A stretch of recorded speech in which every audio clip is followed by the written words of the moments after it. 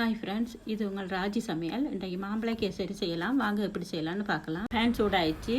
இப்போ நம்ம இதில் நெய்யை ஊற்றிடலாம். முந்திரி ப்ளம்ஸ் எல்லாம் போட்டு பொரிச்சு எடுத்துடலாம். பாருங்கள், பொரி போட்டுட்டு இப்போ எடுத்துடலாம். அதே நெய்யில் நான் இப்போ 1 கப்பு ரவை போட்டிருக்கேன். இந்த பாத்திரத்தால் இதிலே வறுத்துடலாம். பாருங்கள், ரவை நல்லா வறுபட்டுருச்சு. இப்போ எடுத்துடலாம். பாருங்கள், நான் அந்த ரவை போட்ட கப்பாலே 4 கப்பு தண்ணி ஊற்றுறேன். அப்போ தான் நல்லா கேசரி நல்லா சாப்பிட்டா வரும்.